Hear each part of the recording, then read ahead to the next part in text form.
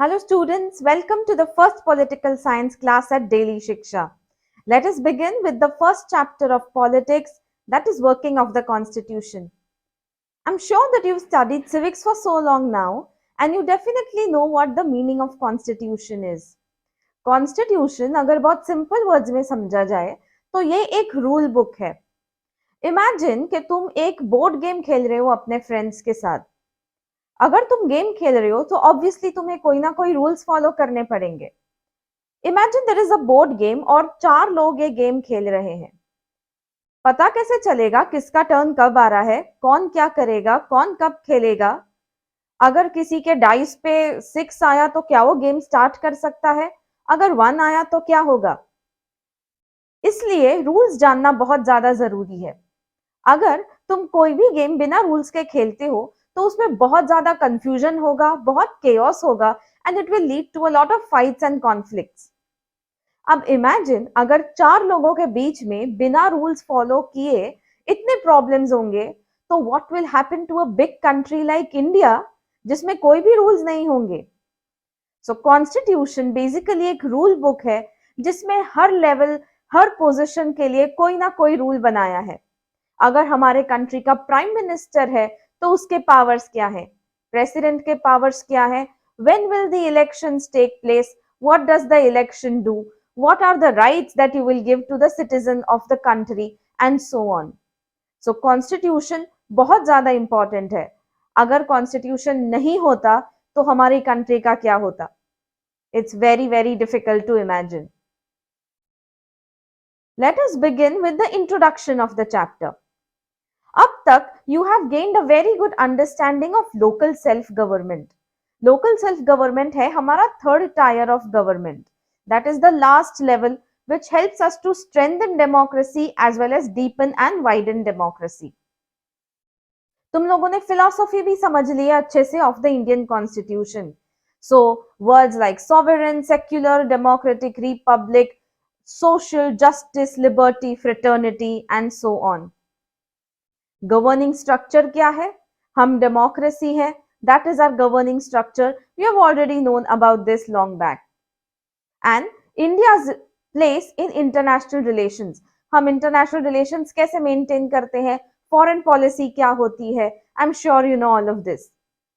अब जब इतनी सारी इंफॉर्मेशन तुम्हें पता है, so let us go on to understand कि हमारा कॉन्स्टिट्यूशन क्या है और क्यों है. हमारा जो कॉन्स्टिट्यूशन है, the Indian constitution, it came into force on 26 जनवरी 1950. एक बहुत इंटरेस्टिंग फैक्ट है यहाँ पे, वो ये है कि जो ड्राफ्टिंग कमेटी थी जिसके चेयरमैन थे डॉक्टर बी आर अम्बेडकर, उन्होंने कंप्लीट कर दिया drafting of the constitution on 26 November 1949. But फिर भी we waited for 2 months. What could be the reason for this? हमने हमारा इंडियन कॉन्स्टिट्यूशन अडॉप्ट किया ऑन 26 जनवरी 1950. 26 जनवरी जो है वो इंडियन हिस्ट्री में एक बहुत इंपॉर्टेंट डेट है. हम जाते हैं हिस्ट्री में पीछे टू द ईयर 1929. इस टाइम पे इंडियन नेशनल कांग्रेस हमारा फ्रीडम स्ट्रगल लड़ रही थी and to discuss various issues वो हर साल किसी जगह पे मिलती थी for its annual session.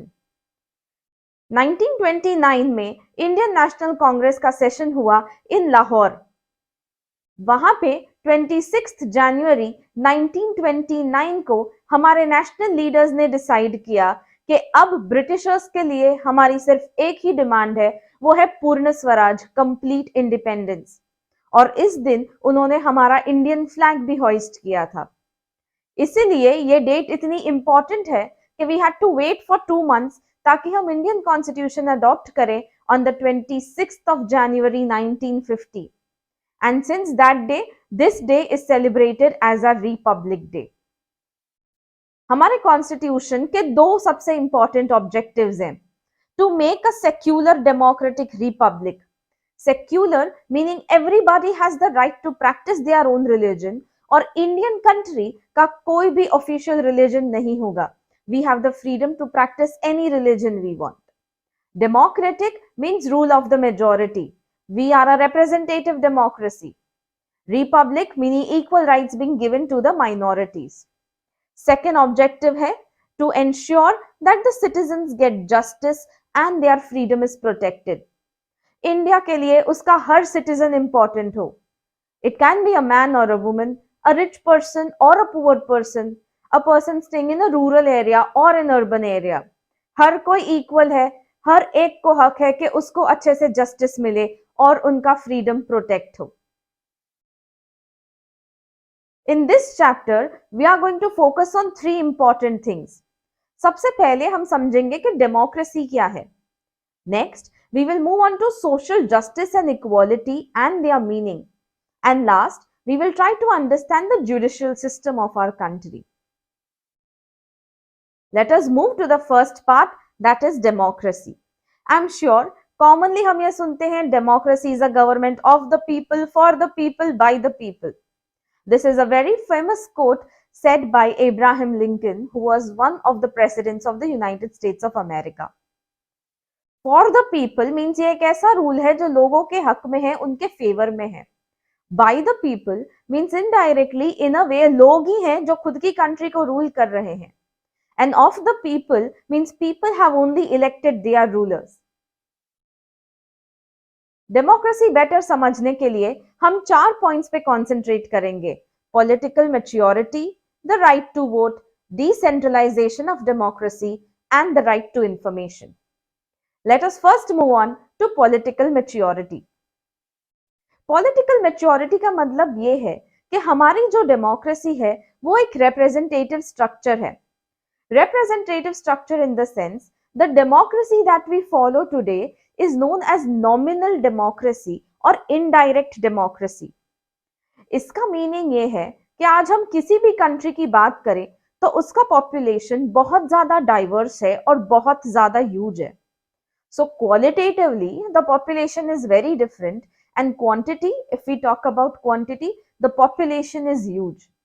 Specifically अगर हम इंडिया की बात करें तो इंडिया में बहुत ज्यादा डाइवर्सिटी है. अलग रिलीजन्स है, अलग कम्युनिटीज हैं, अलग कास्ट हैं, people belong to different classes, इतनी सारी रीजन्स हैं, सो ऑन. हमारे पास इतनी डाइवर्सिटी है पर उसके साथ we have a huge population. We are the second most populated country in the world.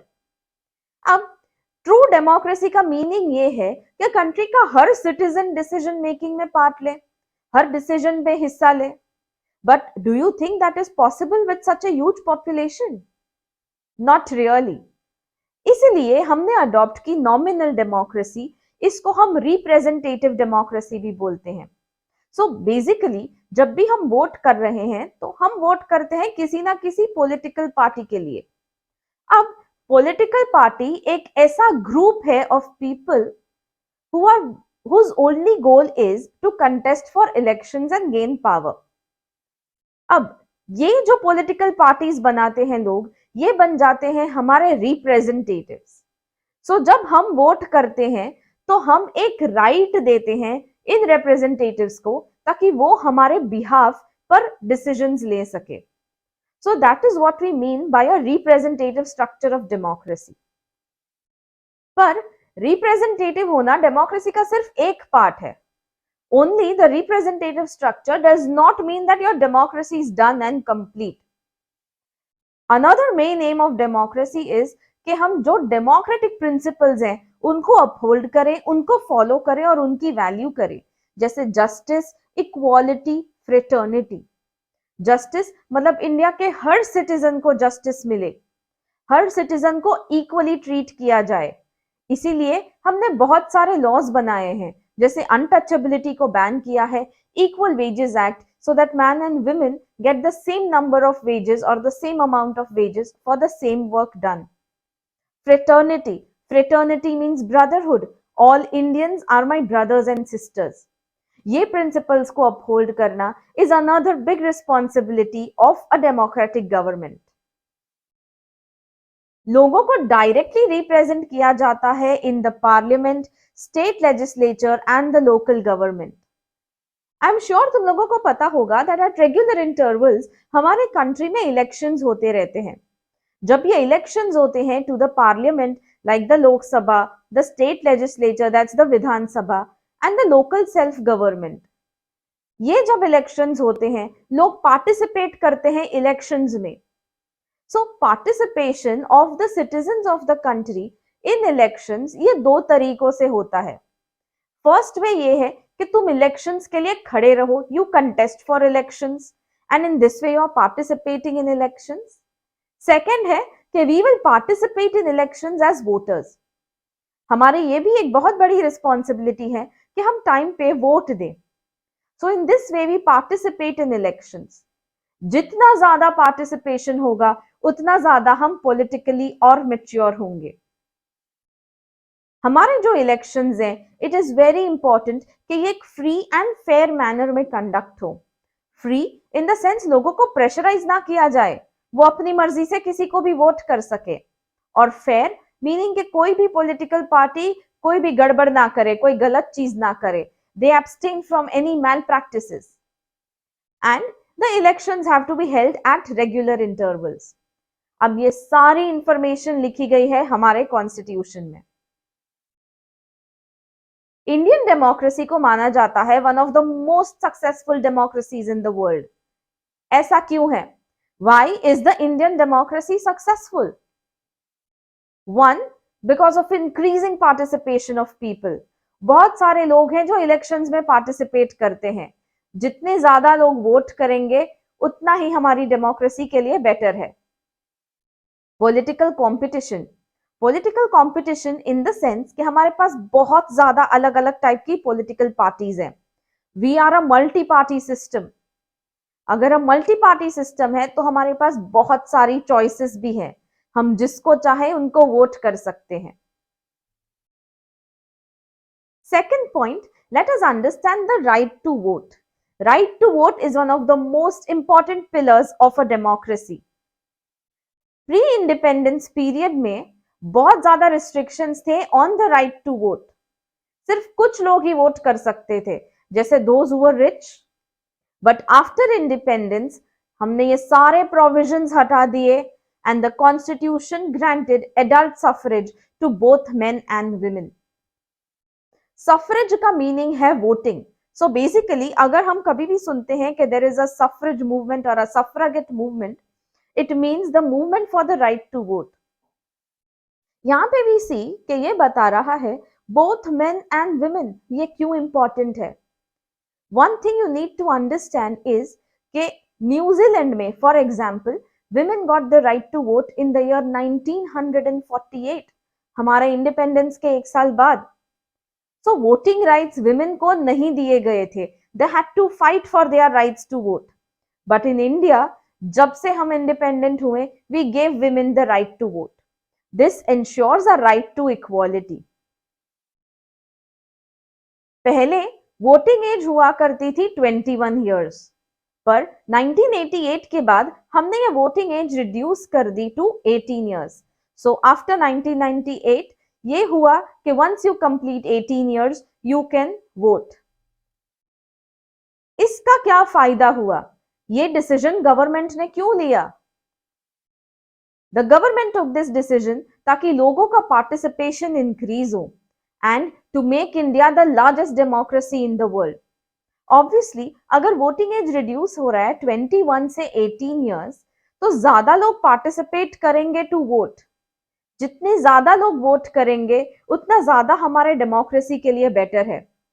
The more number of votes, the more successful and the better our democracy is proven. So ये फायदा हुआ 18 years को as reduce करने से. Quantitatively अगर हम बात करें तो क्वांटिटी में फर्क आया.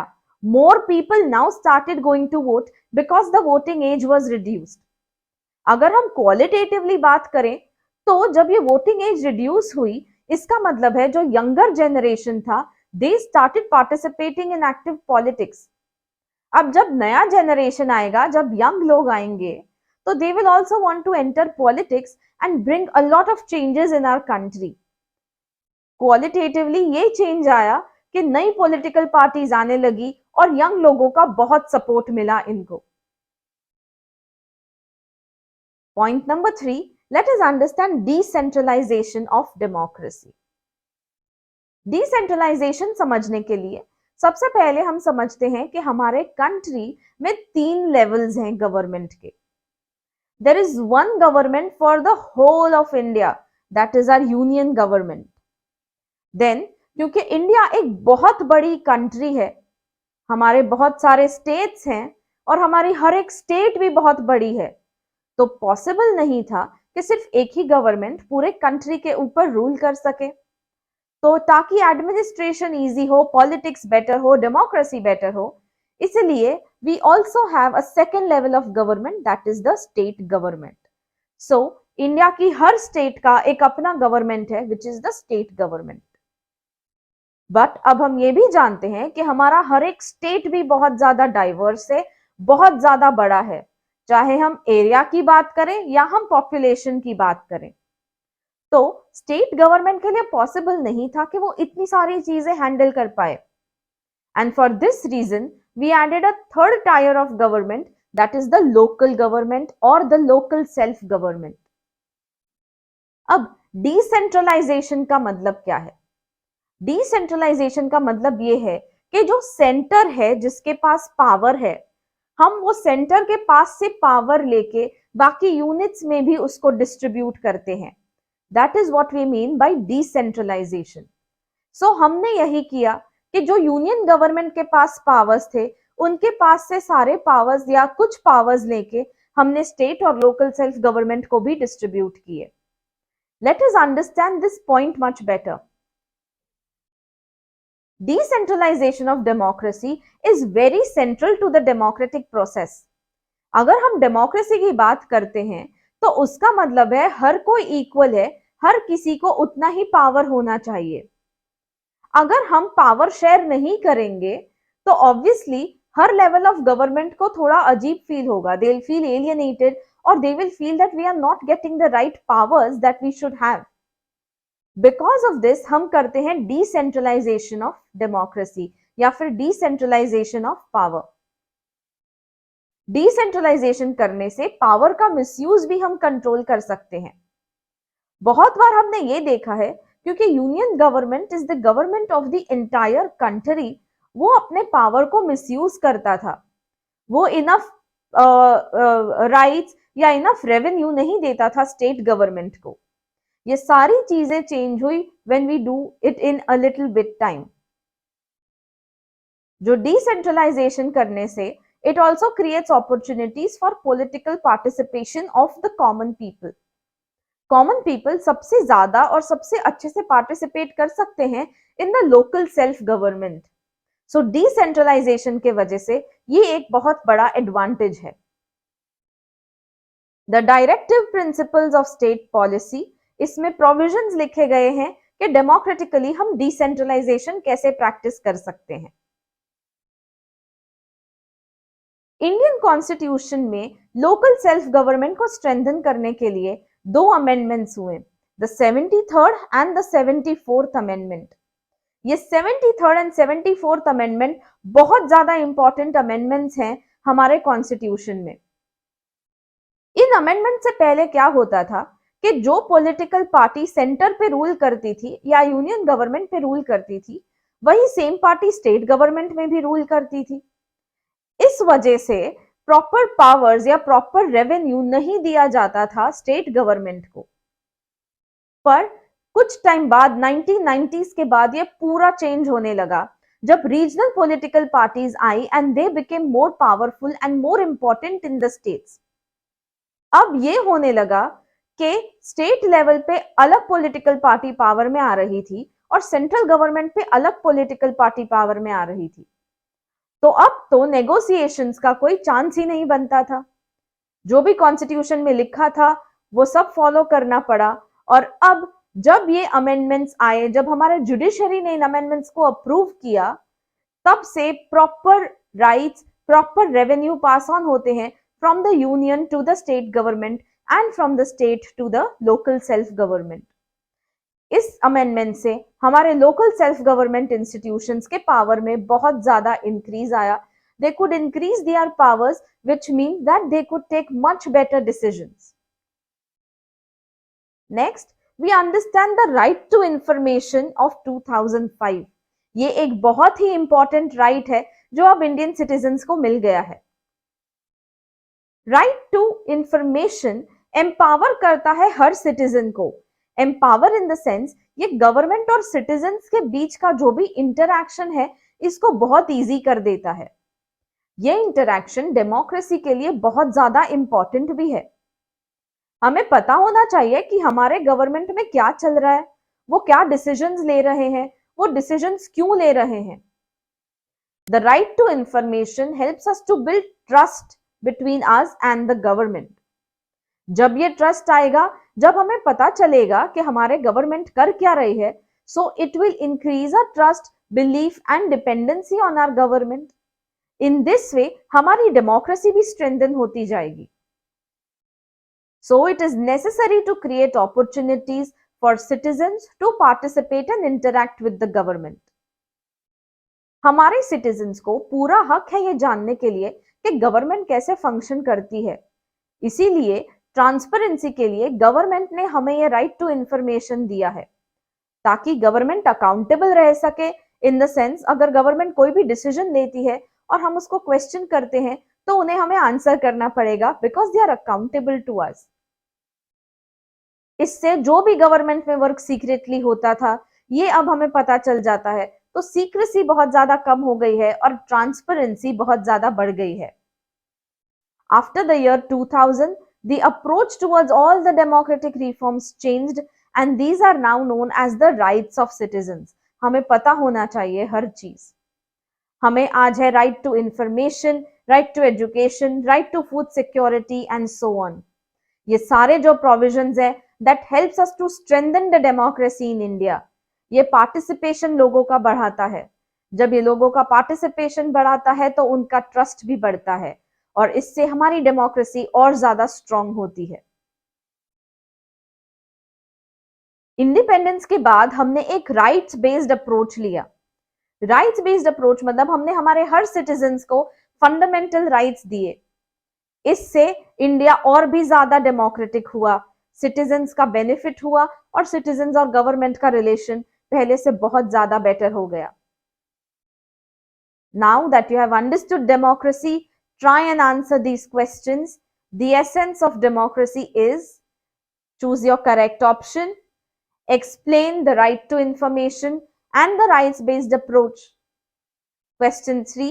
What are the effects of reducing the voting age from 21 to 18 years? I'm sure you'll answer these questions well. Thank you and I'll see you very soon for our next module.